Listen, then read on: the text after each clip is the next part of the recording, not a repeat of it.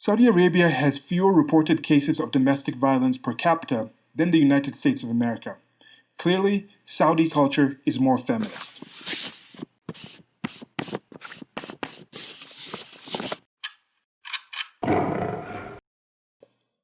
So some of you should believe this, right? Because some of you are saying, since a certain place has more reported numbers of this thing happening, that means that place has less of that. Somalia has less deaths per capita reported than the United States of America. Does this mean Somalia is a safer country than the United States of America? What do you think? Just less murders, just less outright murders. Do you think it is safer? Do you think there's a lower chance of you being murdered in Somalia than in the United States of America? Or could it be a reporting thing? When you talk about something like the feminism situation, this whole situation of domestic violence, could it be possible that different countries and different places have different considerations of what is considered domestic violence? Could it be a situation where different countries and different places and different cultures have different individuals? The females in those different places can actually be raised in a way, in a culture, where they believe certain behaviors that would be abusive in other places are not abuse, not even worth reporting for them. We're also a sexually dimorphic species.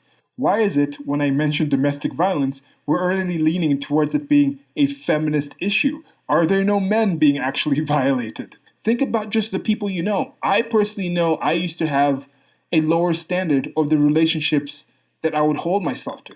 I'd say, okay, yeah, this person is my friend, but we don't talk about X, Y, Z. Occasionally, they seem to be neglectful. I don't really care this much about what they say. If they say something, I'll think this negative thing about them, but like, we're still hanging out. We're still supposed to do these things together. But now I'm like, no. If I see somebody I consider close, I want to be close to me, I want to be able to have a conversation with this person. I want us to have an open relationship where we can actually have open conversation and talk about things that are harmful to each other and say, no, let's not just pretend this doesn't exist. If I'm conversing with you, I want to know that you actually somehow understand what I'm saying. And if after a while we keep having these miscommunications where we seem to be actually putting an effort to understand each other, but we don't seem to be actually speaking the same language, then it gets to the point where I realize, okay, we're not really talking about the same thing. I'm not sure this friendship can work in the same way. I'm not sure we're actually on the same page. And we possibly could be on the same page, but there seems to be some difference. So even us saying, oh, we're friends, what are we talking about in this friends thing? What are we measuring and saying is actual friendship? So you need some actual context when you're talking about certain numbers, when you're holding yourself to certain standards. We know people who have been in abusive relationships with other people or themselves. There was a time when I had a lot more negative view of myself. I was treating my body in a bad way. I was grossly obese, wasn't working out, was depressed and things like that. But I've gotten to the point where I would not be able to actually treat myself. I can't imagine I guess I could probably imagine different kind of ways that might have gotten there, but then the friends I've surrounded myself with have probably helped me get out of there, and the steps I've taken are preventing me to actually get to those same steps and things like that. But anyway, I'm looking at the things that I was doing at that time. Just behaving in that way, just going and drinking, and I can't see myself doing that now because I consider that to be abusive to myself. I value myself too much. The way I actually report to my mind right now, like that is abusive behavior. You need to stop doing that to yourself, has changed.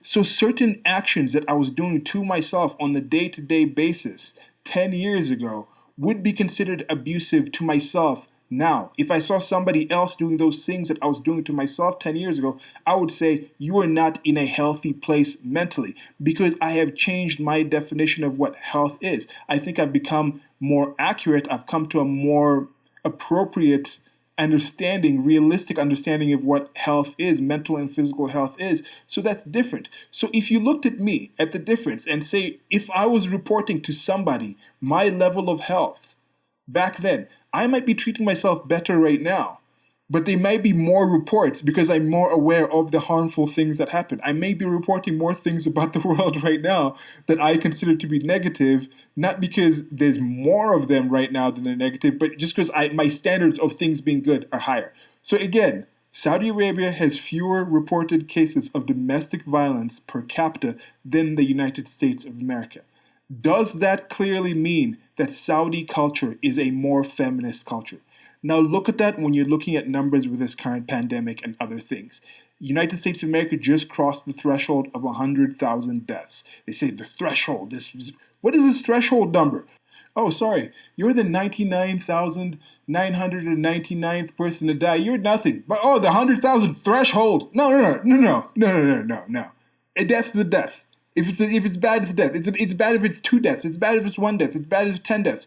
If this whole threshold thing, I think once you get over a certain number, it's just a whole crap load of deaths. This whole threshold thing is a ridiculous thing. It's more like a media thing to get out. Why do people have this attraction to certain numbers and things like that? But anyway, so this is what I'm saying. Look at those numbers. North Korea, this is a different one. I'm not even going to do a separate thought for this. North Korea has 0 reported cases. That means the rest of the world should adopt the way North Korean leader Kim Jong-un is actually, his policies in dealing with the coronavirus, in running the country. Is that what we should do? And then I posted that thought, and somebody posted, like, kind of accurately in a kind of sad way. Isn't that what people have been doing? And to some extent, yeah, kind of, sort of. But yeah, so that's it for now. This context, it's part of my shorty series where I expand on short thoughts. And then I hope they engage you. When I post these, I normally engage people in the comment sections wherever I post it, and also in the comment section in the videos here. I appreciate you taking your time. Like, share, subscribe. You can also check out the links to the merchandise store below. Should be keeping things posting.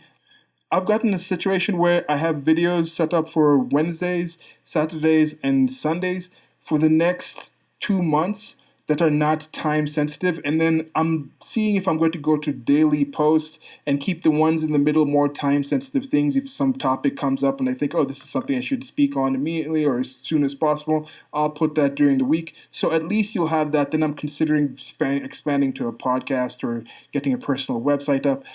I've been enjoying doing these things and have some ideas of how to make a better product and make it more worthwhile, make more of the interaction, just so everybody can get more out of this. Both me creating this, get some other people involved in this, and also more for you who've decided to spend your time and come out and listen to this, wanted this to also be a valuable experience for you. Thanks so much. It's been enjoyable for the last 3 or so years that I've been posting, been some ups and downs. But yeah, so again, context, Saudi Arabia, more feminist. Till next time, goodbye.